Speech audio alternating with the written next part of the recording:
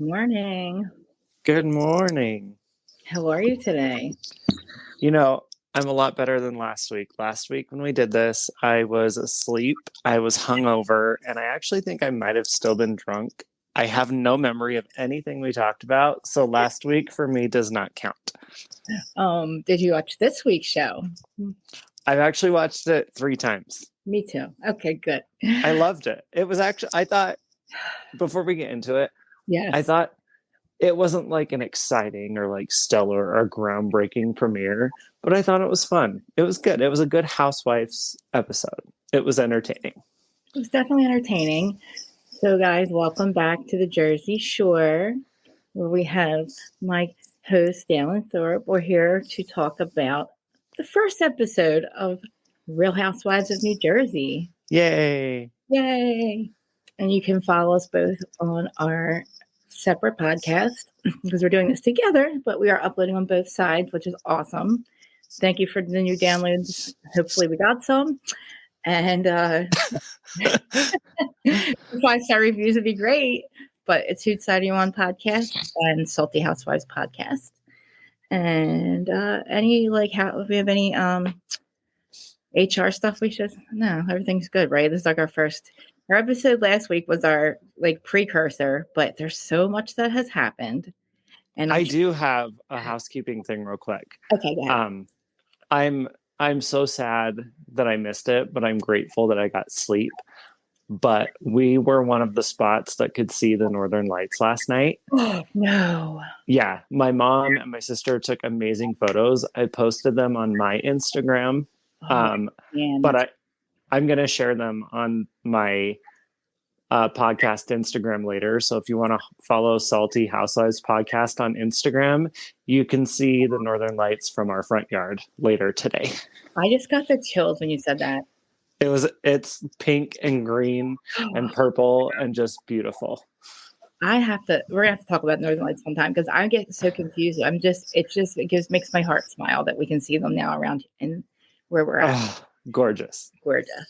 So now I know I talked about this last week, but going into this episode, it's really hard for me to watch it and take it seriously because I don't know if you probably don't remember, but I told you everything was going to happen because we have this Melissa's old nose, Gabriella, who was working with Teresa and Jennifer.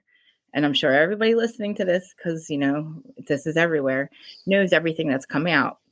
And she told us that she'd spoken to Teresa right after they filmed this episode when filming was going on. And she says, oh, I told you she just told her everything was going to happen. Basically what her and Jennifer were going to do in the car, what they were going to bring up in the car, what they brought up at the party.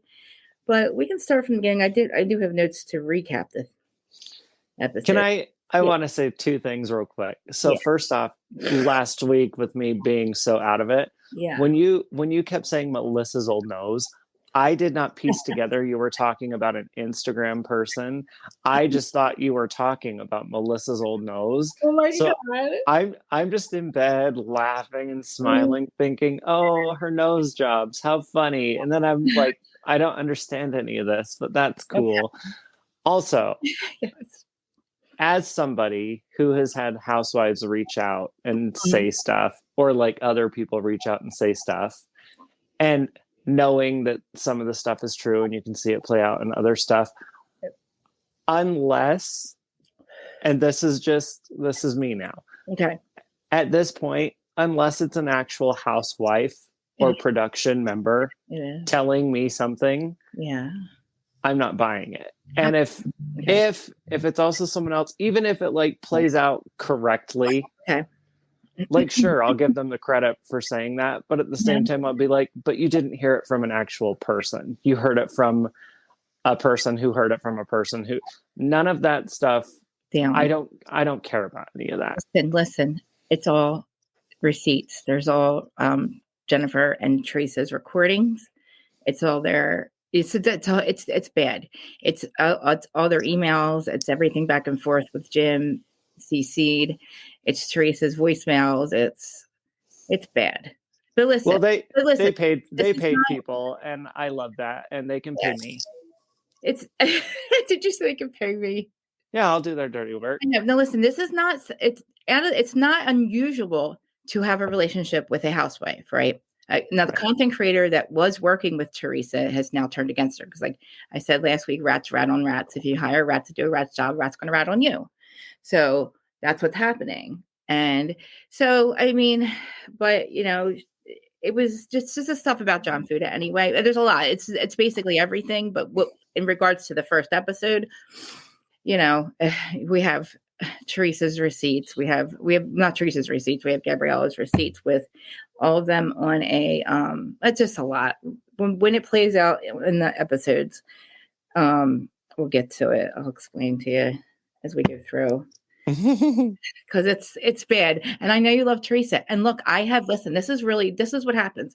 So this week, of course, I'm going and I'm looking at all the receipts that are playing out online on Instagram. I didn't go any further than what has just happened recently, which is the bottom line is I don't care about any other fights that these people have had with each other.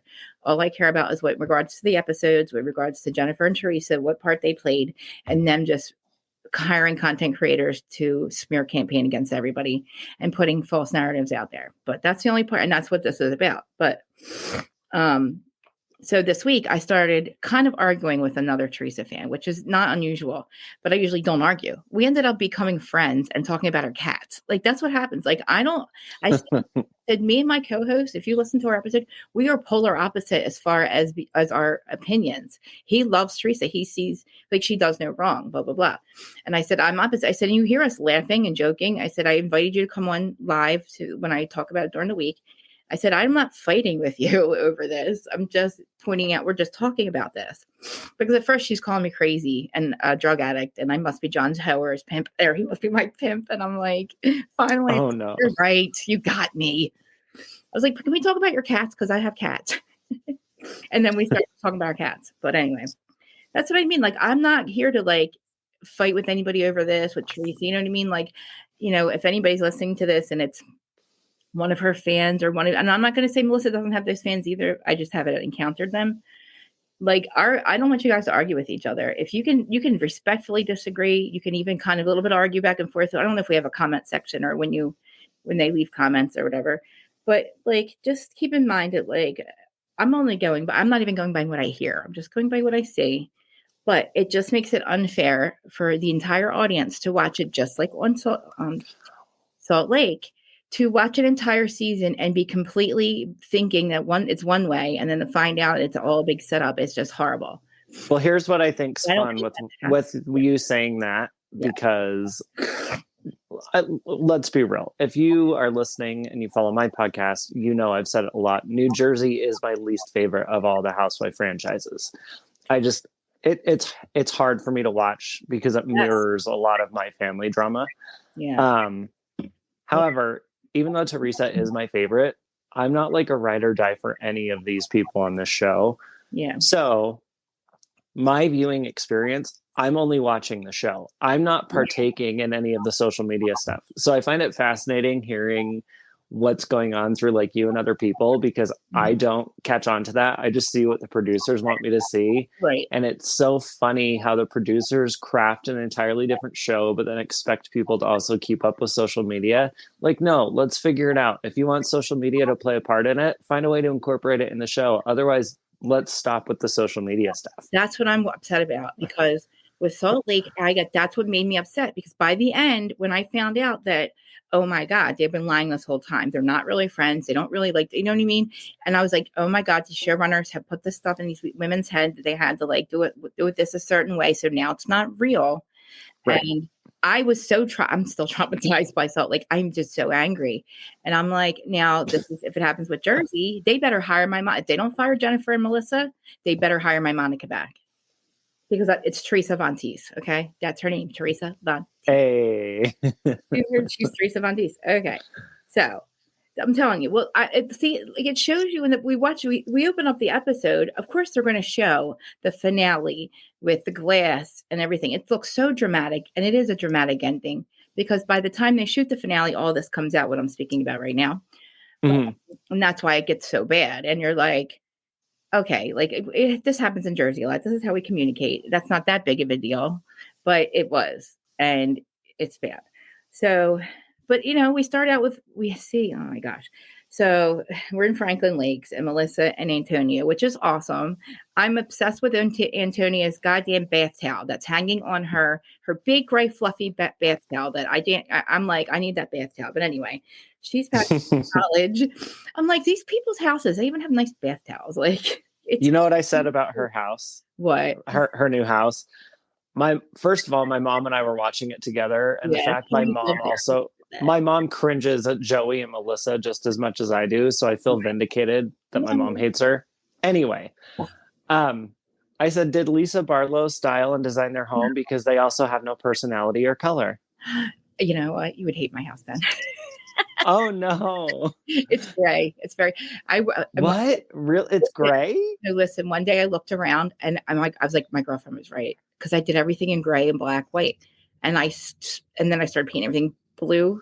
It's wild what I did, and now I have like a lime green living room, a bright blue bath dining room there.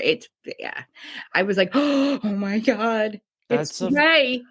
I joked with my mom watching the earlier seasons of New Jersey, because I was like, Mom, our house looks like we live in Jersey, because like we have those brown walls, we have like the dark furniture, we have like the brass, we've always had that. Our bathrooms even like brown and copper and beige and gold, and it's like we are what my house is so old. My husband's parents grew up in this house, so it's still kind of.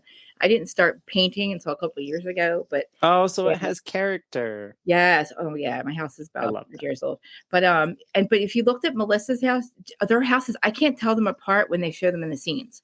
I can't tell whose house we're looking at until they go inside. Like Melissa, it's all these cookie cutter, just look at me, extravagant homes that just have. They're like homes with Botox. They have nothing to them. They're mcmansions, we call them mcmansions, because they get thrown up in the middle of nowhere. I forgot about that. McMansions. That's right. Yeah, because they're like thrown up and there's like no woods or nothing, like, and then they're just thrown up in like a week. And and then they like Jennifer's and Margaret's, and they're all houses, they all have the same aesthetic, but at the inside, and it's like so big. I'm like, what are you gonna do when Antonio goes away? Like I know Joey and Gino are there, but but yeah, it was cute. I like seeing them, and then panning over, like seeing over at the Judice Castle, we'll call it.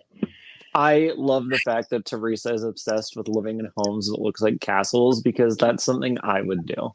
Did you see her? Yeah, her first house was definitely a castle. The first house was like a wannabe castle. This house looks like this is a castle. Mm-hmm. And they built that together, her and Louis. It's beautiful. I know. And I love seeing, as much, if I take out the equation of how I feel about them, I like seeing them as a family. I like seeing the Judite. I like seeing the girls with Louis. And as much as it cringes me when he says, I love you to them, it's nice to see that at least they care about him, at least. Like, even if they don't see him the way I view him. You're so silly. Did you see how red he is, though? I love them. I know. But did you see how red? I just got to point out the redness. My father. They're actually, this will explain to people, even though I don't like New Jersey, if I went to like BravoCon or something and I ran into all of the cast of New Jersey, I would avoid everybody except for Teresa, Louis, and the girls. I would approach them and I would say hi to them. Everyone else, I couldn't give two shits about. We're so nice, though. They're so nice. I'm good.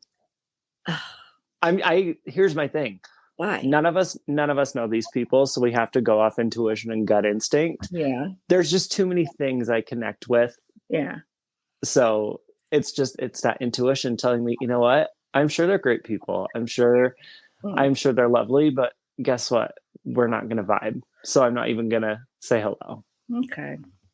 Well, hopefully we'll come to BravoCon, and hopefully it's in New York, because if it's in Vegas, I'm going to have to fly out. I don't want to fly.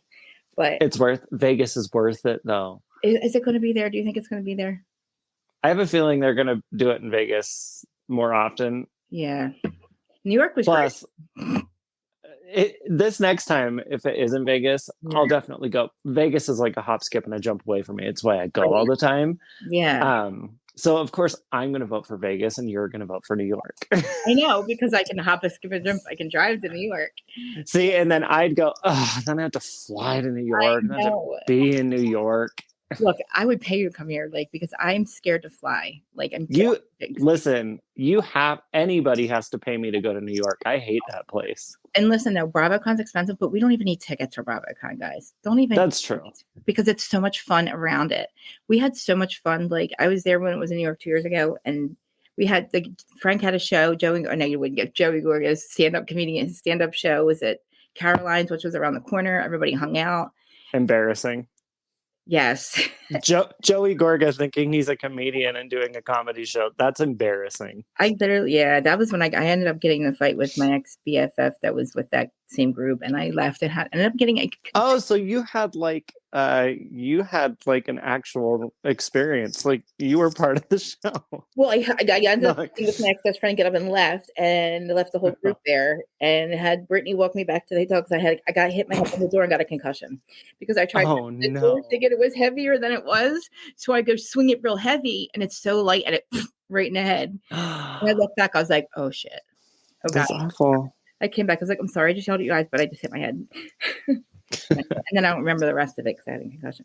But anyway, it was nice to see. But the fact that we have to bring up, we got the invitation. We're gonna be going to Jen Thessler's party. And then why does he has to bring up Joe? Can we talk about the fact they were the first people to talk about the other family member in season 14? They were? My mom pegged it. I didn't even pay attention to that. My mom goes, "Oh, isn't that nice of them?" That already talking about Teresa, and I just go, because we'd already seen Teresa too, and nothing was said about Melissa or Joey. And then we get Melissa and Joey, and they're the first to bring up Teresa, and I was like, "Oh my gosh, you're right." I was like, "That's not a good look for them." And you know what? And then Melissa's confessional, where she's like, I don't want to answer any questions. So forced. I'm sorry. I'm so sorry. That was so forced. And like, I don't really want, like, what take was that? She can't answer questions because if she does, it gets turned around on her. It does. Everything they say, just like you, it gets used against them. Like, no, that was so phony and so fake. And she's like, wait, can we do that again? Wait, can we do that again? Wait, can we do that? She did that at least 4 or 5 times until she was like, all right, we'll go with that one. That was stupid. You know what else bothered me about Danielle and Nate? Don't you think it's weird to have your kid have a gun shooting money out of it? Isn't that weird? Or is that weird? Or is that me? You're overthinking it. I am? Okay. Yeah. All right. I thought it was weird in Salt Lake City when they were pretending to have the kids do shots at an Easter event. That was batshit. Yeah. But having a money gun, that's silly. That's like playful silly because the kids won't understand why that's weird. The adults will. Yes. Shots though, the kids will know what a shot is. You're true. You're right. That's where my brain differentiates that. If the kid knows what the money gun is about, then that's on you as a parent. And that's a little weird. But what about posting that? She posts that as her like kid's Instagram. I think it's adorable. Okay. I think that's innocent fun. That would be like when I was little, my grandparents had a slot machine in their home. Yeah. Obviously, when I'm a kid, I don't understand the things that come along with gambling and stuff. It was just a big machine with lights and you put quarters in it and played. Then I get older and now I love to gamble and I get all of that along with it. But as a kid, I thought it was so cool and I told everyone about it. It was just neat. I thought if I told people, oh yeah, if I was a kid who got fake shots, you know what I'd be saying. We had shots for Easter, and then the teacher would overhear it. They'd call the principal. Mm-hmm. The principal would call my parents. The parents would call like CPS. CPS would get involved. Like my dad would set my parents. We're never married, right? So my dad on the weekends, he's an outlaw. So we go to the bar on the weekends. So I was only 3 years old, and my brother was like 2. But my uncles or the the guys would like hide money around the bar. We thought it was cool to go around and find it. And then like we would be sitting at the bar as kids like all day long. That's fun. See, and if you were in Utah, I thought it was so fun back then, but now I'm like, oh my God. Yeah. People would say like, oh, how dare you? Oh, that's so offensive. God. And your family would be like stains on the universe. And it's like, chill. They were just kids sitting in a bar playing a game looking for money. Yes. Like you're the one making it a problem. Yeah. I like think back now, but like, yeah, it was just it's just strange now. And see where my brain was. I would have never thought that was weird until like these days now, you know, like, but anyway, so it's Jen Fessler too. Look, I don't care if she called. I like her. But I don't care if Teresa called you on your birthday. It doesn't matter. Your friend is saying to you that her husband did something awful to me. So why would you say then I'm not going to be friends with these people? If they did that to you, I'm not going to be friends with these people, Fessler. I get what she's trying to do, but coming from Margaret's perspective, and this is a lot for me to say because we know I could give two shits about Margaret. Yeah. Jen is trying to play peacemaker, but she's not doing a good job of it because she's also someone who you can tell needs to be liked by everybody. Yes. Or at least that's how it comes across. So when she's like, oh, Teresa said happy birthday. And then Margaret's like, no. And she's like, well, remember when you told me if I said, if you don't want me to see them, I won't see them. And then Margaret's like, yeah. And she's like, well, then I won't see them. And it's like, but then why are you so thrilled to tell her, Jen, focus on you. Focus on you. Pick me. Like she is. Yep. She wants to be picked by Teresa. And I think she might have seen that like Teresa is kind of the top person. Like, you know what I mean? She kind of is the person in the very beginning, if Teresa was warm to her, she probably could have got on her. You know what I mean? She is kind of the person you want to stick by if you want to stay on the show. I mean, I don't know how the people are going to feel after this season, but I mean, you know, but I just feel like, oh, it's like Jen really like, but even if that's true, why are you telling Margaret that? Margaret don't want to hear it. Margaret and Teresa will never be friends. And they didn't even like each other last year when they were faking it because I told you, well, if you remember last week, like that, I was pro Teresa when Marge wouldn't shut the fuck up about Louis. It's like, she told you 5 fucking times, Marge, stop bringing it up. Like, shut the fuck up. So Marge, again, like you guys would never be friends. So, well, you know, I know what Louis did and I know what you think she did.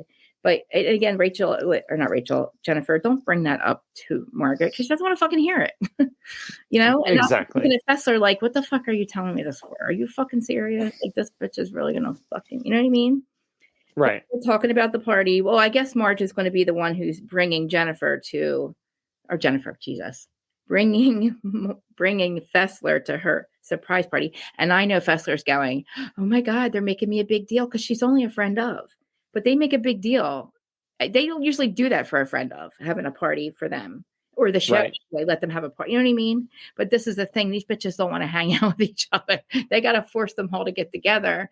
They have to do something. Exactly. Yeah. So you're not going to get Melissa and Teresa in the same room unless you do a party with somebody who's a middleman. You know? So, but I liked over at Rachel's house. And we go over to Rachel's house. And I like seeing her family because I love her Nona. Nona. I like Nona. I'm so disappointed because I started to like I started liking Rachel and John. I did. Good. They're just, when I say this, people are going to think it's because of one thing and not another. Yeah. I'm not a fan, and it has nothing to do with like me agreeing with Teresa or anything. Right. That's not the case of it. It's how they act, and it's just how they behave, and it's just their lack of awareness in some situations. That's what really rubs me the wrong way. But yeah, my not liking Rachel and John has nothing to do with other people not liking Rachel and John. Yeah. I mean, I love them. I mean, I respect that. I just, I just don't feel the relevancy. I don't see the relevancy of his past sexual preference, if it was even anything, if that isn't anything, or the fact that he may or may not used to be a drug dealer, which I found out he was never convicted of. So it's kind of defamatory. But before we even get into that, poor Nona's upset because she knows that they're going to have to be around Jen Fessler and and Jen Aiden. One of Rachel's nose job last year. And it just makes Nona get a knot in her stomach. But did you see little Gia with her little, oh my God, when she said fucking chooch? That's the funniest thing I've ever seen. I love her. And I don't think they made her say anything. And then they're like, what'd you say? Nothing. Nothing. And listen, last year I thought that I was looking at pictures and I always thought it was the same baby. I didn't realize that there was two of them, right? Didn't? No, because they were both babies last year. They both looked like babies and they looked so much alike. So then I finally realized, I was like, Rachel, there's two with them. There are two. They're so fucking cute. They're two and they're cute. Fucking chooch. I was like, oh my God. But I love the Nona. I love that she sticks up for her. And, at this point, we see, look at you see like her, Jaden's bigger. He's like a small adult. He's like a man. The son, he's cute. But she's adopted him by now. Calm down. He's underage. I should have. Yeah, I'm more of, look, I love you, Rachel, but food would be more, food is more my type. I'm like the daddy. No, sorry, John. But John does look good, though. He's lost weight. And John looks good. They both look good. Fun fact, Rachel's hair was real last year, but now I looked at her confessional, and I'm assuming she has extensions in the one part. But I was like, oh, because I was like so jealous. I'm like, look at your extensions. I love your hair. She's like, that is on my hair. I'm like, oh. And then I looked at her. It's just the one confessional. I think it made it curlier or something anyway. But they talk about the party. But she's throwing it with Jeff.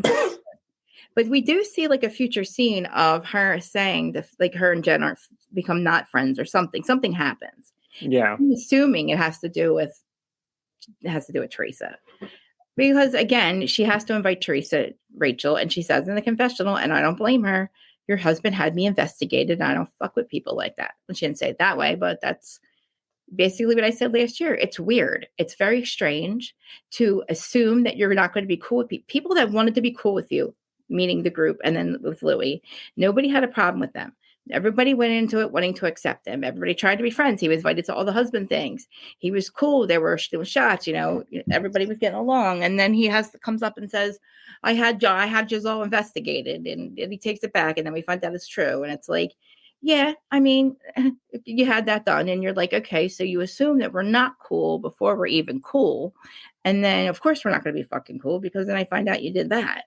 But not only did you do that, you reach out to my ex-wife, where we find out now that was not made up. That has happened, and the receipts are out that they did, in fact, find her and make her reach out to the Joy Rosenberg from The Sun and blah, blah, blah. And you see all the receipts and all that. Of course, it came from her, the double-sided dildo and the drug dealer. Can I say, I've used double-sided dildo as an insult about 9 times since this episode, and it's my new favorite.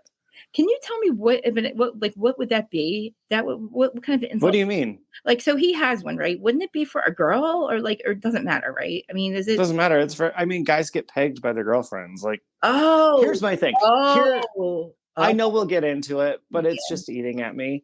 Yeah. This is what I talk about when I say like John Fuda annoys me and stuff like that. Yeah.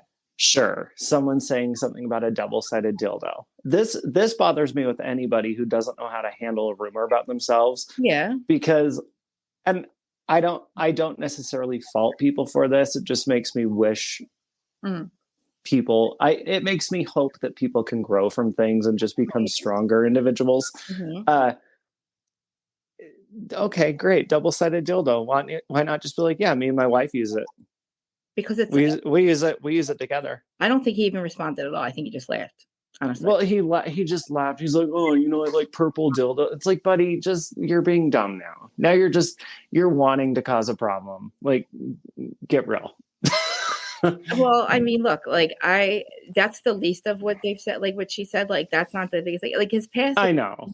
But like the fact that they thought that this was going to be an insult or like some kind of thing that was going to land well where, like bringing it up in the car later on and like, making sure the rumor gets out there, so then they can then film it. And on the show, Jennifer and Teresa go, we saw it it was in the tabloids. But yeah, I'd be like, if I was John, I'd be like, yeah, me and my wife use it. She pegs me. She's got a strap on. Mm-hmm. She's got a monster dick, and she uses on me every night. Jealous? I mean, that's kind of jealous. Do you want to sleep with my wife? He just goes, well, apparently I like purple dildo, buddy. There's got to be power behind what you say, and there's no power in it. You're just trying to start a problem. You're not trying to get power over the situation, and you're just looking like a mean, misogynistic, angry man. Well, chill.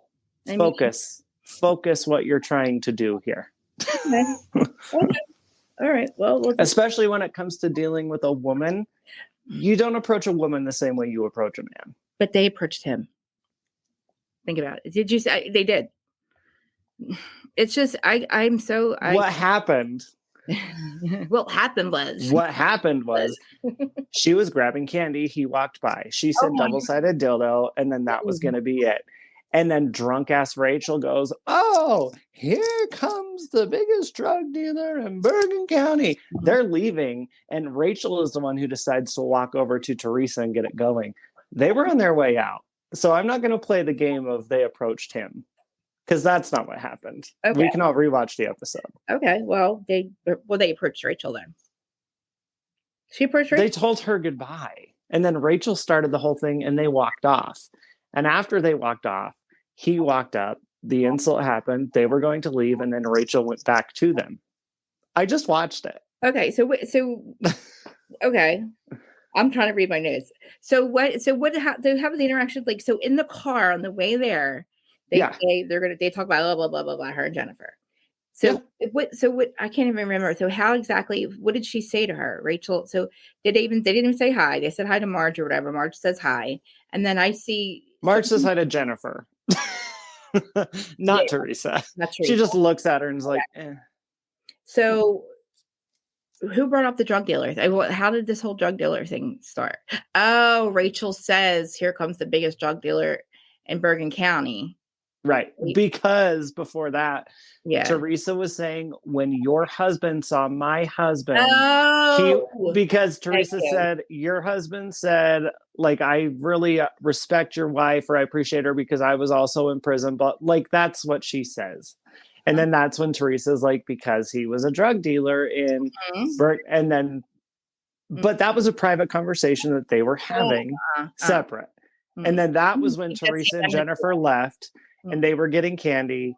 John walked by. Yeah. She said that. Okay. They were leaving. And then Rachel went right back to Teresa. And Rachel's the one who kept it going. No. Rachel's the one who restarted it. Yeah, but see, if you're going to say that shit, you better keep that same energy when my husband walks in and say it to him.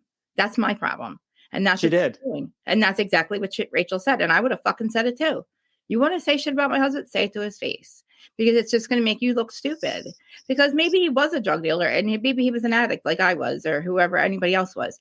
That was in 2022, bitch. You just got out of prison in 2015. So he has not been convicted. You, bitch, have been convicted of a felony. And a felony which makes you look like a fucking liar. So you're a liar. And you're convicted on paper of being a fucking liar and a felon. So for you to bring up somebody's fucking past because they were a drug dealer or on drugs, okay, let's talk about the other things that she's been saying about her family, but I just completely, if you can argue with John all you want, call him, I don't know, fucking fat. And not even, actually don't call him Buddha. Cause I called him Buddha.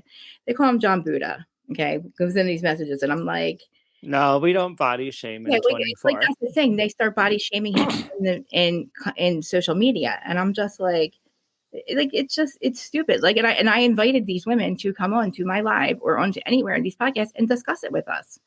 Like, if you want to discuss, or you have like, I'm trying to point out facts and they're like, you're ugly, you're crazy, you're a drug addict. Like, this is what's happening. They think you guys are acting just like them, like calling people names when it's like, you forget you just got out of fucking prison and nobody's shaming you for that. Like, nobody's going after. That's the thing. Nobody's going after. Nobody went after Teresa. Nobody decided that nobody was going to take Louis down. That's not a thing.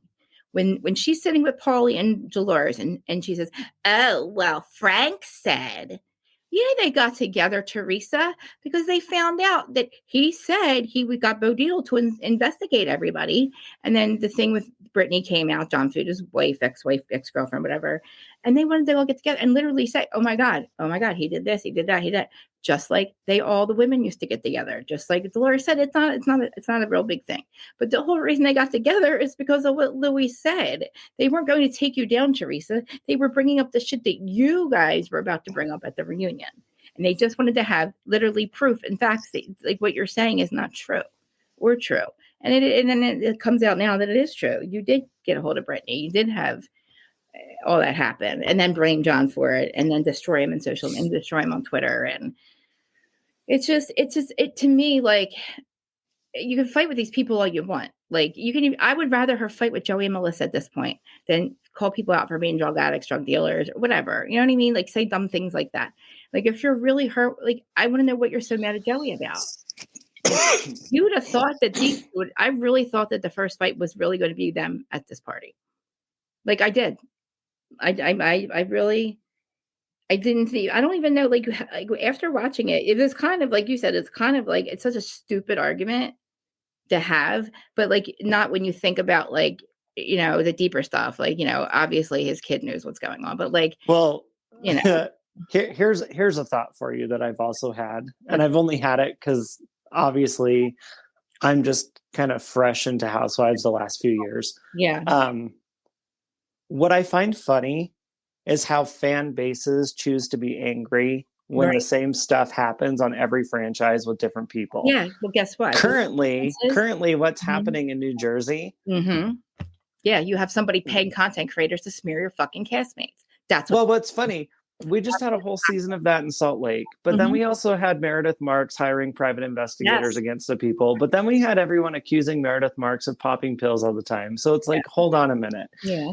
Because in New Jersey, the same stuff is happening that went on in Salt Lake. But when it went on in Salt Lake, it was just like someone saying, oh, your shoes are ugly. And then they moved on. But then in New Jersey, for some reason, it's like someone stabs someone in the throat and no one can get over it. It's not that, though. It's way deeper. And then it's been going on for years. What was it? Sorry.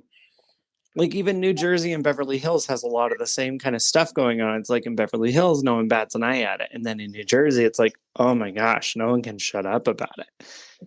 You know, and it's not like the Housewives can't shut. It's like none of this fan base can shut up about it. Like, it's not that groundbreaking. We're seeing it over and over and over. Just because she for years has been literally denying all of this. And it's not like she just started this.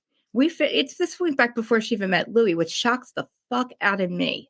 I have been blaming him for 2 years for making Jersey, as you bring it up, Jersey being toxic AF. Because the same thing, I said, if you're not going to fire Teresa, it's a big deal now because of Aunties. And also because it's like, oh my God, you've went across. She says she did this. Now, my question was why? Why? Why do you want your brother's son to be revealed as not a Gorga? That's her latest thing. And like, if that even is said on camera, I don't know. But like, I think it is said later on in the season. But when you find out that somebody, and this is just because this is your fucking family member. It's not just the Fudas.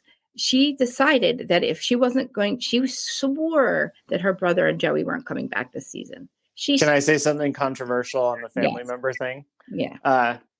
Just because of I'm watching it through a lens of understanding how once family's dead to you, they're dead to you. Right. I'm not saying I agree with what she's doing because I wouldn't do stuff like this. I hope not. But at the same time, if the family that's dead to me, if I saw like them getting drugged through the mud and shit happening to them, because we'd be throwing parties. But they're the ones that are putting it out there. We found that's fine. It's not though. I mean it is. Like, it's not, if I could with some of them, knowing that if I didn't have a soul, or if I was a different type of person, there's a lot of stuff I would and could do with some family that's dead to me, and I dream about it and I think about it from time to time. So it's like, part of me is jealous that she has the balls to do it, but also I get she's on a TV show and she knows that doing the most outrageous stuff is really going to keep her on there, and it's all for longevity. I mean, she agreed to do House of Villains. She's playing into the role. She knows what she's doing. Oh God. The problem for now, this is me looking at it through a TV show lens, not a family. We gotta have if all of them actually had this big problem with each other, sure, they're not agreeing to film with each other, but at the end of the day, what are they doing? They're showing up to their call times. They're showing up to film. They're playing, they're feeding into it because they know what it's doing. Well, I mean, at this point, nobody had a problem. This is my problem. Nobody told her that she had to take out other family members. Nobody told her she wasn't the top bitch, because she was. And she was. Teresa was, whatever. She was. And when she was getting along with everyone. With the fact that she has made it so clear that she was not wanting to fucking film with any of them. She does not. That is not on anybody else. Nobody else should be punished for that. No other cast member doesn't want to film with another cast member. It's only Teresa. She's the only one that swore her brother wasn't coming back. And that's why she said, well, if I don't have him to fight with, I need to fight with other people. No, that's not why you make up the rumors. You bring out the rumors about Fuda. That's not a thing. Who told you we want to see that? Who told her that we want to see that as viewers? We don't fucking want to see you. Nobody said you had to take out other cast members. Nobody said you had to fight with them. Nobody had to give you a storyline. Teresa is beautiful. You met a nice guy who allegedly, we can get into Louis later, but like, just say he's a nice guy, right? He's a great guy, makes her happy, whatever. In her little delusional mind, she's a happy love bubble. If you're so fucking happy, what are you so goddamn angry for? Listen, like, I'm angry. I mean, I'll speak for myself. I don't agree with the more messy and chaotic and dramatic it is, the more I want to see it. So like, this is what I want. So when you say this isn't what we want, I mean, let's be real though. Because when everyone gets along and it's kumbaya, it's boring. And when it's messy and like this is what gets us talking. This is what gets us going. If everyone got along, what we're doing right now wouldn't be interesting. The show wouldn't be interesting. If I want that, I'll watch 90 Day Fiancé or like House Hunters. I don't watch that. I watch this because these women actually despise each other. That's what makes it fun. But what I give Teresa right now, no, I want you to even though she's like denying it on camera at the moment, she's playing into it now. She's doing House of Villains. She's doing all of her crap, and now she's like, oh, okay, you're playing the game now, and I like this. Good actress. She's a good actress. She really is. I couldn't believe it because listen, I was shocked. I was shocked that she hated. Like, I really believed that Louis was the one who hated everybody. I didn't think she hated everybody as much as she. I really thought when she was like, Remember, I was like, when she wanted her brother at the wedding, I was crying for her. I thought Louis made it not happen. I really didn't think she hated them. Like, she is such a good actress. I couldn't even. I'm like, this fucking bitch. Oh my God. Like, nah, you got to give Joey and Melissa credit too, because they're good. They're good too. They're legitimately hurt. Nah, Joey and Melissa are actual trash. No, they're not. Actual trash. Hot garbage. They're hot garbage. I wouldn't even spit in their direction. They're disgusting. Tell me why, because that's what Louis says. Why do you think that? Because they're phony. They're self-absorbed. They have no self-awareness. Joey has a problem with needing to be in control of every situation. I mean, my mom even pegged it, and we just said it. They were the first people in the episode to talk about Teresa. That's all they're constantly thinking about, obsessing about, talking about. But it's not because they're genuinely sad. They've never been genuinely sad about it. They've always looked for the one escape to get out of trying to have a relationship. Wait a minute. What if the edit was fucked up? What if they weren't the first ones to bring it up? Because Louis brought it up too, right? So maybe they have to edit this. It has nothing to do with the edit. All they talk about is Teresa. But we didn't know that he was going to. I was shocked. I'm actually mad that he did bring it up, because I'm like, Joe, what the fuck are you doing? Just stop. I agree. I don't think he should, because at this point, anything they say, like you're doing right now, is going to be used against them. Everything they say is used against them. Because they're phony, and you can only make up so much shit for so long until it catches up with you. Look what's happening with Teresa.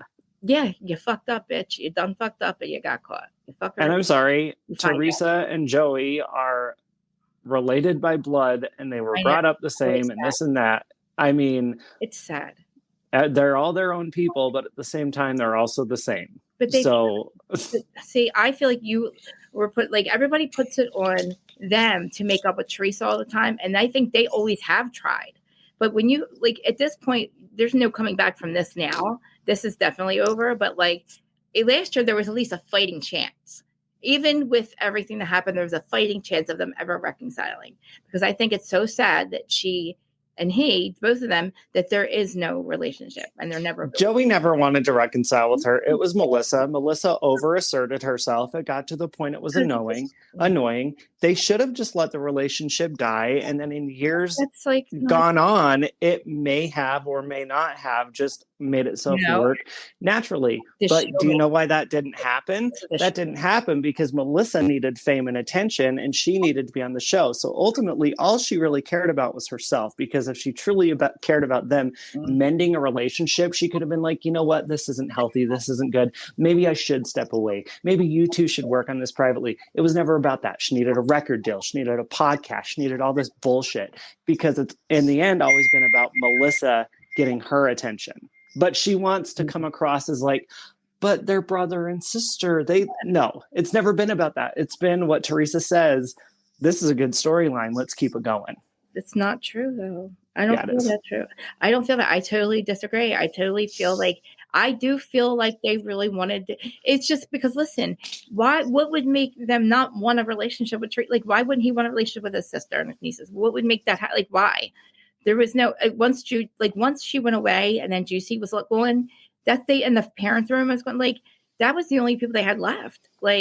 I don't know what would make them not want a relationship with her. Oh, you don't need a reason for that. Sometimes the parents die, and that's when you realize, oh, I don't want you around at all. You love your sister and you love your brother, so allegedly. Now we really fucking hate him.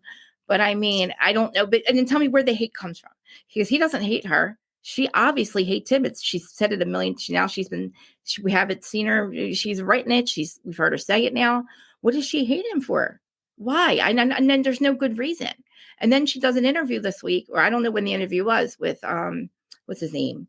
Jerry O'Connell, and the questions are asked again. Asked her, why are you not, what's with the show? And, they made my wedding about themselves. That's why you're mad. That's what's 2022, bitch. What about the fucking 13 years before that? What about all these goddamn DMs and three-way messages and calls with your lawyer and these podcasters? The one that you made, I hope, my co-host at one point, fucking bitch. Literally, she's one of them. What is with you hiring people to smear people on the cast? And then you talking about it. And if you're really good, if you're really a good mobster, Teresa, we're supposed to be around here, you're embarrassing, you wouldn't put it in writing. And you could deny this. But now they have her and Jennifer have a gag order. They're not allowed to speak to anybody. Because you know why? Because they did illegal things. They sent out screeners. So they're probably being fired. And I probably promised myself I wouldn't go on and on like this. But I just can't. I wish I could watch the episodes every week and really believe that she's, I don't know, in love, in a love bubble. If I was just watching it and not knowing what was happening, I'd be like, why? I would be pissed that she's bringing this shit the fuck up. I would be as a viewer, I'd be like, why do you have to fight these? And I'm like, all right, you don't like them. But I would see that, I would look at it as everybody's trying to get along with her. I would. And then it's just not working because I wouldn't have known what was happening in social media. It would look like, oh, here we go. And it would be kind of interesting and funny and lighthearted because it was a stupid dig, you know what I mean? But it's just to know that Leafs went here last reunion, asking her, have you, actually, John said, where'd you hear that from? And she goes, your ex-wife. Oh, I mean, in social media. She gave it away right away. It's like, Teresa, you just said you talked to her. But, obviously, then, you have to lie and say you saw it on social media. But then we have receipts of you saying you have to put this out now because I got to bring it up at the party. It's really, come on, man. Can you just be honest and have a good show? And I don't know who, and that's what I'm saying. Is it the showrunners putting this in her head? Like they did the fucking stupid Heather McGay, telling her to say this and do this, and this is going to be your storyline? Because that's really what happened, right? That's truly what happened in Salt Lake, right? That they did the showrunners there was a showrunner on each side of we'll say Monica, and then one with a different one with Heather. And then they told Monica not to talk about Von Teese, but then they told Heather not to. And then they told Heather in the end to bring it up and make it a thing. And then we get all ass backwards. And we see that, we find out Heather knew the whole time, but it was really the showrunners that told her not to say anything. They also told her not to say anything about the black eye and make it look like Jen did it. Is that true? Does that really happen? Like, and just say, we don't have to say who you talk to on the cast, but like from your experience and what you hear, is that happening? Is that what happens? Because I feel like I believe it happens on every show, every one of the franchises. They have to. Because there are people that are hired specifically to help just to do that. Okay. Storylines move along. But one final thing I do want to say here. Yeah. Because I do remember one thing vividly we talked about last time when you asked me about like family secrets. Yeah. Yeah. So on to every point that you have, because I fully understand how you feel about that, because I get it. Because everything you're saying makes sense. Yeah. Like everything you say makes sense. Yeah. So what I will say to convey again, yeah, because I know when things get heated and people listen, they forget things. I'll remind everybody. Yeah. I don't much care for watching New Jersey. It's my least favorite. Right. I don't just willingly sit and watch the show. I'm doing this right now because this is fun and we get to hang out now weekly. Yeah. But it's like the reason this show is hard, it goes back to you asking me that question again, like about secrets and family secrets. Secrets in my brain, just in general, are bad. But when they're family secrets, not only are they bad, but some of them can be dangerous. Yep. The last people you should be having secrets from is your family. Right. Because when you have secrets with your family, you see what happens. There's all this fallout. There's all this from an outsider looks like unwarranted hate. So when I watch the show and I'm saying like why I'm on someone's side or why I'm not, or why I say specifically Joey and Melissa appear one way or another. Yeah. I'm watching the show through a lens of remembering how I grew up as a child. And what I saw is what I'm now seeing on this show. So as a kid, you're seeing these people who were apparently so close, so loving, got together all the time. And then you learn from the time they were children until now, they all really just, everyone seems to have hated one person or hated another. This sibling hates this sibling. The parents hate each other. Like, it's just this constant mess. You really question, okay, how do they feel? And then you have family members who turn against you specifically when you do nothing. Yeah. And you just see all this stuff, but then you see another family member hurt your parent. And these people are on a show, so we can all view and watch it.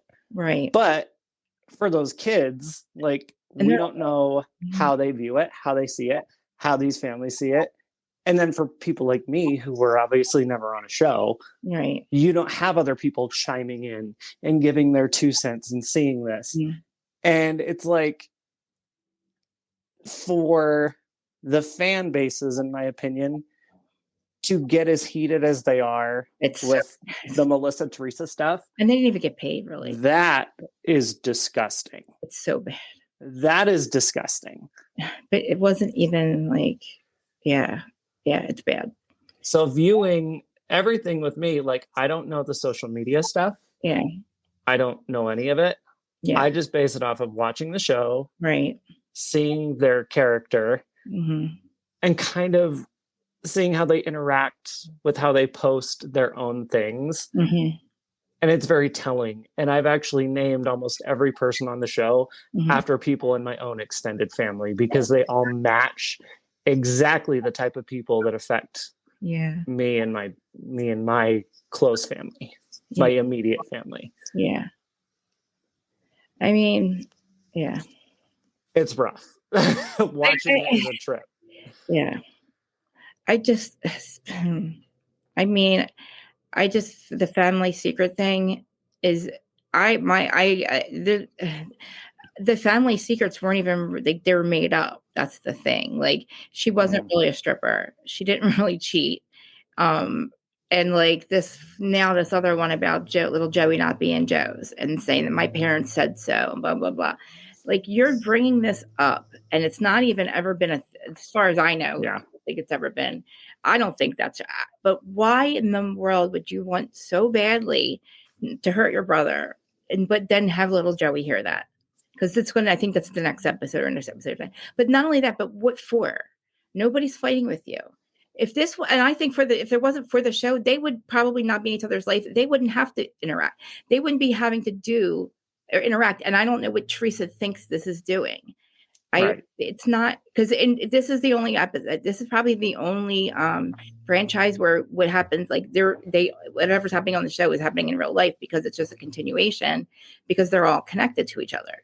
Like still friends with with her and they're actually real friends and then so it's just hard to really, and I said this, it's hard to recap it, it's hard to talk about it because as much, and now social media thing, I didn't get deep into what was going on as far as them turning on each other, blah blah blah. I just got caught up with, I just found out is like what made it so toxic 2 years ago is what we're seeing from the one girl that has turned on it. There's a group of 5 people that have been working different accounts and like the Trey Fab, whatever. And they have been fighting with each other back and forth, which I was like, it's all bullshit, stupid, until it comes out that they were paying these people to do this, which I said for 2 years, because I found out being a co-host with somebody wanted to use me as a patsy with Housewife Historian. Mm-hmm. And when I found out why all this stuff was going on, I found out that Louis was paying her and not all these other people, and I couldn't prove it. So for 2 years, I've just been screaming it. Yeah. And I thought it was Louis. I never thought it was Teresa or Jim. And it is Jim the lawyer. And now, did you know that her Namaste bitches, they're broken up now too. She does not now have a podcast host. Mm-hmm. She's not. They got rid of her. So Teresa now I thought Louis was getting rid of everybody in her life, and they come to find out it's really her fighting with these people. And I don't know if Louis has a lot of influence on it. And I'm sorry that I keep bringing it back to the social media thing, but I'm trying to watch it, but I can't watch the show. I can talk about it, but it just to watch it knowing that like she thought that the viewers wanted to see these fights or something. Like, I don't know. I feel like what happened was we got so used to criminal behavior with getting excited with Beverly Hills, with the whole Erica thing, and her keep banging on the show, and like everyone talking about Tom. Then we got so used to Jen Shah. She makes my soul hurt. I screamed about her stupidity for 2 years about claiming not guilty. That, and we wanted to see that. And as much as I hated her, I hate watched it. Everybody watched it for that reason. And everybody still, you know what I mean? So right. Everybody watches it, but I also now I'm watching the hurt that's happening. Like I'm defending these people because I'm like, why does she, and I'm trying to figure out why does it make me so angry? But because I'm always the outcast of my family. And it's not because I got, my name was drugged last year because I was assumed to be associated with this one person. I've never, ever I've never even talked about these people. I don't go through social media and argue with anybody. I've defended Teresa here and there. And then I got my head kicked. Like literally they come after me like crazy, her fans. So I stopped doing it until just recently. And I said, fuck this shit. Like, I'm not going to talk about all the other little stuff, but the receipts that are coming out now proves what I've been saying, why I got death threats from him and why, stop talking about me. It was all, and I'm trying to even I even said last week, look, there's digital proof every week of me saying, I'm Team Teresa. I'm just Team not Louis. I think he's dangerous. I think that this, I think that, I think this, I think that. Having people look up and stalk his ex-wife or stalk Vanessa when there's a stalking case going on in court currently. Well, it was, and then, what happened in court. It's just, there's so much, and I don't know why she's okay with this. Why are you okay with somebody who was stalking his ex-fiance back in February? And you were sending people out to stalk her for him. Does that not make you think he's still in love with her? Would you not think he's still in love with Vanessa? Why does he care so much what Vanessa's doing? It's funny because you say all that. The other thing I think of, also it's just because I don't let it upset me that much. Like I'll get goofy mad, but like you're saying, some people get like mad, like they're defending their own children, and it's like, calm down. One thing I think of, especially mostly with New Jersey, I'm only speaking for myself here. Yeah. I can only hear so much how two certain people, meaning Melissa and Teresa, don't want to film each other when both of them have the power to step away. They do. So if one's not stepping away, neither is the other. I can only assume they know what they're doing. So I can't fully, for either of them, say that one of them truly cares about the other, because I really just feel like they know what they're doing to stay on the show. They do. The only person right now playing into it well as a villain is Teresa. So Melissa either needs to humble herself and have like a redemption arc where she's like, you know, what she's trying to do, but it's not working. Where she's like, okay, I'll film it, because she did it. She said, okay, I'll film with Teresa. But Melissa needs to go harder at that if it's going to work. So the fact that she's now said that with this going on, I'm just like, see, this is why I don't buy into this bull crap all the way like most people, because they play this up so much for the show. But Teresa and Melissa, I don't think. Yeah. I actually didn't blame them. I was blaming all the fucking content creators, all of us, because we do kind of keep them relevant in between. It's another thing. I would say I don't care if there's a lot of this stuff that goes around. I thought I wasn't really that mad about. Like, it keeps them relevant, and I'm like, stop being mad about it, and just let it go. Let them. My point is just if any of them, Teresa, Melissa, Margaret, if anyone is that upset. They all can just not renew their contract, but every one of them keeps doing it, so they must not be that upset. Well, I mean, I don't know. I don't know what's going to happen. I've stepped away from stuff. I've said no. Because people working on it are not good for me and they're bad. They have the power to step away. Guess what? They don't want to. So for the people that get as emotionally invested as they do, you're being silly and you're being duped. Just watch this show and have fun with it. Yeah, I know. I agree. I agree. Have healthy debates like this, but like this. Yeah. Real. I like hearing other perspectives. And I say this all the time. I welcome opposing opinions because I don't think I'm always right. So that's why I ask you, like, what do you think? Like, I want opposing because I want other perspectives because I'm trying to figure this out. Like, I don't understand where, like, I would see this thing stepping away. I agree. I would have probably, if I were Margaret, I would have. With OC, this brings up a really, really thing with OC, Real Housewives right now. I thought Shannon Bedore should have stepped away because Bravo hires her ex-fiance and his new having bringing back Jesus jugs. That is so fucking toxic for Shannon after she's a drunk who just hit, not an alcoholic in recovery who hit a house and made a series of bad decisions and is mentally not okay. And this would destroy her to see these two together. Knowing that they hired these two people for a storyline, Shannon should have said, fuck the storyline. You don't get one. I'm out of here. Let them fucking flounder over here because they want to use me as a storyline. Then if I'm not in it, what the fuck is Jesus Jugs here for then? See, okay. I get what you're saying, but then again, whole cast of Jersey would have here's my thing.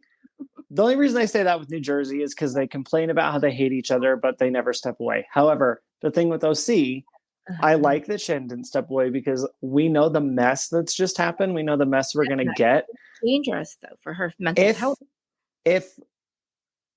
I'm watching this show for entertainment. I'm not their parent. I'm not their family member. Like I want them to entertain me. Do I care if they're healthy and fine? Yes. But do I also want them messy and outrageous? Of course I do. That makes the show better. So like, that's why I say the fans scream that they want mess and chaos, but then they're like, oh, but you need to be off the show because of that. What do you want then? What do you want? Do you want kumbaya or do you want holy shit? Because it seems like everyone wants something in the middle, and in the middle is TLC reality TV, and TLC is not the best. Right. Bravo is Bravo for a reason. Can I remind you of something? I just want to remind you back to the season of Salt Lake City. You have to understand because I remember how upset you got with a lot of things that were going on, you voiced it, but you get it because you live there and you feel a little bit more, and because you're a little more emotionally invested because you do know these people, and it's like you're watching it, but you also know what they're going through behind the scenes, And that's how I feel. Like I'm watching it just like you watch Salt Lake. So when you get like, I don't really hear it in your podcast, but I see it like on social media, because you guys can always follow us too. I forgot to say that too. Follow us on Instagram. We're really active over there. But like that's where I would say, like, you have to understand why I get so upset. Like, because I loosely know them, and I know, there's 6 degrees of separation. And I feel like that might be part of it too. I've been fucked over by a lot of people just in my circle of Jersey people, but I'm also very sensitive, and I'm like very Teresa, where I either love you or I hate you. There's no in between with me. And I hate that about myself. Like, it's a mental health thing. But so it's kind of like, I'm trying to like be like, okay, well, it's not, and say it's not that serious. And, but I can't help to get very like emotionally invested. But like you were like, I feel like you just got as emotionally invested as I do when it was Salt Lake. And you knew that there was like these circus tricks, hat tricks going on behind the scenes. And the people that you care about are getting hurt for the goddamn show, basically selling their soul. And I'm not saying that the victims are selling their souls. Like, I feel like Monica was a victim. I feel like Whitney's a victim. And, but they're not stepping away. They shouldn't have to. And I feel like the whole cast of Jersey would have to step away not to get hurt. It's like, that's not fair. I think the 2 people doing the hurt should step away. But my whole point was, I just hope that you understand like why I get so upset. It's not, it is a little bit triggering, but it's not because I feel like, I love her, like I'm not like, they're not my family members, they're not my best friends. I'm not fighting for them like that. I just feel like I just see it like being so fucked. And it's also made it really hard to talk about in social media. It's hard to talk about the show now because you get your head bit off. And I didn't want it to be toxic like this. I didn't want people to not want to watch the show because of it. I didn't want it to feel like this. And I couldn't figure out why it felt like the rock bottom of reality television lately. Why did Jersey get so toxic in social media with people fighting? And then I found out it's because they were making it that way. They're making people like hate. Like, I couldn't understand why people were like going back and forth. Like, so, and I'm like, are you people are you married? I would be like, are you from here? Are you like getting paid a lot of money? Like, what are you fighting for these people for like this? And I'm like, just stop. It's stupid. But then I find out they're the ones fucking creating and perpetuating it. And it's like, Jesus. And it's like, I felt for Monica, because I thought with Monica, with social media, with Von Teese, I'm calling Teresa Von Teese. And I'm not trying to be a hypocrite with saying Monica should be there and Teresa. If you're going to say you're mad, Monica was only like literally putting out shit about somebody who was not on the show any longer, who hurt her, who was a felon, and was also asking her to be a felon and not paying her. And that's, Jen Shaw. Yeah. These are people that are still on the show that haven't done anything wrong. Like you're being Von Teese, but these people haven't done anything. And it's like Von Teese, it's like literally Von Teese and like all of like the social media, it's like Tanisha, you know what I mean? There's podcasters that are going swimming at Teresa's house. So it'd be like Tanisha being Heather's hairdresser, like you still have people in your circle that are doing this, you know what I mean? And it's like, why? What the hell? Like, and then I'm trying to watch Salt Lake, and I'm saying, like, people say, I can't watch it. I'm not going to watch it because if they're going to do this shit, I can't watch it. It makes me want to kill Heather. Oops, I didn't say that. It makes me want to really angry because I'm like, you fucked up this shit for our podcast, for our, our content. Our content is shit now because you can't even have content because you get your head bit the fuck off, But then like it got so bad where I wouldn't even like. I was like literally, thank God for you, Dallin. Thank God, Monica, you fought so hard for my girl, like, and you were so right about everything you said about Heather, and you made sure it was put out there. You made sure people knew what she was doing, and like you didn't let go. And like, thank God, she had a block you. Well, it really is funny how my podcast started because when season 4 was going on, I really was just frustrated with how Lisa didn't understand anything Heather was saying about the mission. So I'm like, okay, let's start this to kind of back Heather up. And then it went going and it went from like a Heather support appreciation podcast to a Heather hate podcast. Oh, wow. Yeah. Oh my gosh. Like, I did like, that's one thing about me. It doesn't matter what franchise it is. Yeah. Like, let's say later down the road, Monica does some shitty behavior. I will flip on her too. I know of these people and we've chatted, most of them. Yeah. I don't know any of them though. Like, this is a show. So it's easy for me to flip flop. If I actually personally knew any of these people, it'd be a lot different. I don't. Well, Okay. Well, I think too, like people that listen to my show and watch me on, like they know we can go from topic to topic. We've already talked about Jersey. Yeah. We got like what does it cut us off at 120? Oh yeah. I think it's fun. We should talk about other because you watch all the franchises, I think, right? I do now, yeah. Yeah, OC. Like OC was my favorite. Like OC is what I started with because this I think it was the first one. And then Salt Lake was my favorite. And then now I'm just like Salt Lake. I thought last season I'm like I thought they were doing parodies of old Beverly Hills. I was you can leave. That's funny. That whole scene with them in that backyard. I'm actually wearing my Meredith Marks You Can Leave hoodie right now. Are you really? You have? Oh my God, I love that so much. I was like, oh my God. And like the $25,000 sunglasses. I swear it was like Lisa's $60,000 was Dana's $25,000 sunglasses. Because she lost. I'm like, she lost. That's funny. Yeah. Didn't it seem like the same thing? It did. I didn't even think of that. Yeah. And then you're like, you have the husband who was a fraud. But you have so they're always making up somebody's husband. I'm like, oh my God, they're doing scenes. And then the dinner from hell that was in Beverly Hills when Lisa Rinna was like, talk about my husband and like almost like choked out Kim. That was literally like Meredith, you can leave. It's like and it was so hilarious. And Lisa not wanting to work. I'm telling you, I can talk about Bravo. I can talk about this shit for hours. It was so hysterical. Lisa Barlow. I can't effing stand her.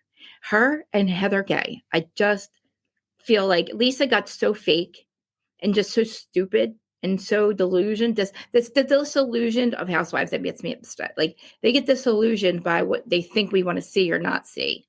I mean, Lisa Barlow is a better villain though. So like just get rid of Heather and keep Lisa because Lisa at least contributes more to the story. I mean, we've got the hot mic moment with Lisa. Yeah. Oh my God. That was fun. And if you think about it, because we got what we got with season 3 that they had to tiptoe around because of Jen, but season 4 happened. Lisa and Meredith still haven't addressed that moment after 3 years. I know. They've really not fully confronted it. It's just been Lisa like, I'm sorry. Can't you accept that I'm sorry? I'm sorry. And then Meredith just is like, fine. Do you think that's how she really feels? I felt like that's how Lisa really felt. 100%. Yeah, because that's fucking... that was a lot. And even though it was like stupid, you're this, you're that. That's your best fucking friend. I was like, that's what she said about Meredith. You know, even ex friends of mine who I despise now. Yeah. I've never said anything like that about an ex friend of mine. Until we do our show, Real Housewives of Methville. Oh jeez. I know one day I got it. One day I said, these bitches around here, our friends are gonna get fucked. And I'm like, I'm telling you, because I got receipts now. Because people had to try to recreate history for me. My ex-best friend who is, I'm not going to say what her involvement with Teresa is, but it's like not any longer. But like, I've been so effed in the air. Like, it just makes me like, one day, if these bitches don't shut up and these people that have fucked me over, I will put out an episode in it, a whole episode season of Real Housewives of Methville. And that's what I'm going to just literally destroy them all. But anyway, that's just me. Because I'm telling you, Jersey, I can't believe, like, I feel like it's me though. It's got to be me. I'm like the common denominator. I cut all these assholes off because it's like you F me over. So I'm kind of like Teresa in that way. Like I kind of understand where she can do that, where she's just done with somebody. And like I'm done with my one sister. I have to. She's on the streets, and and she's not good for my health and all that. But like I have reasons, like and my mother says like you're a sociopath. She's like, how are people just dead to you? And you just can't look back. And I can't explain it. They've done a lot of things, It's been, I can fuck up all by myself. I don't need help. Like I need my stay in the street. Like it's very hard to stay sober and, primarily and be an adult and have an adult life and like, and all that. That's why I got mad about the John Fuda thing. Like this man, he might have it was 20 years ago, I did drugs for a long time, but then when I got my life together, it's really fucking hard to do what he's done and be the only parent out there that's not in prison. And then, raising a son that long ago and having to stay clean and out of jail and all that crap, and then just build a business and sustain a life and then go on around, you know what I mean? So to bring up something like that, that's why I'm just like, it's people are out there just destroying his character over that. You know what I mean? And it's like, wow, man, like, don't you realize that people, like, if you look at it, like, really look at it, he's not that any longer. You can tell by his life, and it's like, thank God he didn't go to prison and he got his life together, because Jaden needed one parent at least. Like, I'm perfect and I've never done anything wrong. I'm a saint. I thought so. I knew it. I can't relate. I knew it. I mean, look, like, I smoke weed, but like, it's, even if I did any other drugs, nobody would know, because my life, I wouldn't let it negatively affect my life. But I know better. And my husband is the opposite of me. He's just a normal person. He's had the same job, same everything. He's been the same thing every day for 20 some years. He's just a normal person. Yeah. Opposite of me. I'm like, over the place. I'm like Danielle. And then he's just like, can you stop? I'm like Animal in the Attic, the Geico commercial, and he's sitting down there trying to get ready for work at 3:45 a.m. And I'm like this. But that's why I said record in the morning, because I'm like manic as fuck. All right. I get embarrassed by it. I'm sorry. You're good. Well, hopefully, my fear that I have with this season, because it's like, they made the trailer look good, don't get me wrong. Right. I just have a feeling the trailer is going to be so much better than what the season actually is. I agree. And I think people want to hear us. I mean, even though we talked about what's going on, I think people want to hear us on both sides anyway. So this also kind of goes into why I wish Bravo would stop with the social media stuff, because this is the problem I had with Beverly Hills' most recent season. Yeah. By the time the first episode came out, we knew so much that was going on with like Dorit and Kyle and everybody. Mm-hmm. Not once all season long did I care about anything. That's true. Not once. And it was such a drag and it felt so long. And by the time we got to the reunion, I was like, that was it. Mm-hmm. The only franchise so far in the last year that actually did great was Salt Lake, because they kept everything hidden. They did. Well, I mean, in all fairness, Atlanta does that very well too, but enough people don't give that props, which really upsets me. Atlanta always does great, and I'm really hating how long it's been. Yeah. They won't even start filming till summer. I swear, we got to do an episode all about the other franchises soon, because there's so much we could go. Yeah. I love all of them. I agree with you 1,000% on all of that. We're getting to our recording limit. I know. We're very close. I'm upset. So I've said all my things. Yeah. I'm sorry if I ever talked. No, you didn't. You didn't. I'm sorry if I was. You're fine. No, you didn't. All right. I love you, and I appreciate you for doing it with me. And I remember this one. I was sober this time. I hope so. And I just hope that you understand. I'm not angry. Once we put our devices down, these people and their problems are not our people and our problems. Oh, also, when I'm doing this, just so you're also aware, I know Megan knows this. Yeah. I'm like, we're the ones talking, but I'm not talking to you a lot of the times when I'm saying stuff. So like all of my little tirades I go on. Yeah. That's for all of you listening. So if you take offense to that, I'm sorry. Or if you take offense to that, good. Whichever works, take it. Well, look, that's how we communicate in Jersey. So either take the apology, or if the shoe fits, wear it. I don't care. That's on you. Okay. Like honestly, that's how we communicate. People don't get it. Like me and my sister and my son, we fuck each other up and down, and the next 5 minutes we're good. So like, that's why I say we could deal with them fighting like this. It's just like it goes on too long. There's no conflict resolution. Like with Miami, we get conflict resolution. And I enjoyed Salt Lake because it was like very interesting. It was fun to watch them be real friends and to find out in the end. It's like they just fumbled the ball with Vanderpump. They fumbled the ball at the end with Salt Lake. We had a great season, and then they fumbled the ball, I think. But I agree. Oh my God, with us. So we have tomorrow's episode, and then we'll be back next week. We'll be back next week. Yay. Oh, thank you for adding Gia in there too. You're welcome. You're going to love you're not going to love, but you're going to love the montage. Okay, good. Well, I love that we're saying that as if everyone didn't just hear it, just so you all know. Yeah. This is us in the past, and you're listening to us in the future. So right now, She is unaware of what I put at the beginning, but she'll know. But guess what? All of you now know. And if that isn't meta and confusing, I don't know what is. You lost me at she's. Okay, good. Okay, I need to get ready for the day. I'm taking my mom to a Mother's Day lunch later, dinner. Mother's Day. So happy Mother's Day, everybody. Yes, happy Mother's Day, everybody. And we'll see you next week. Love you, bye. Bye. Love you, mean it. And I don't let it hang up. I really don't. Stop. There we go. I really don't know how to hang up.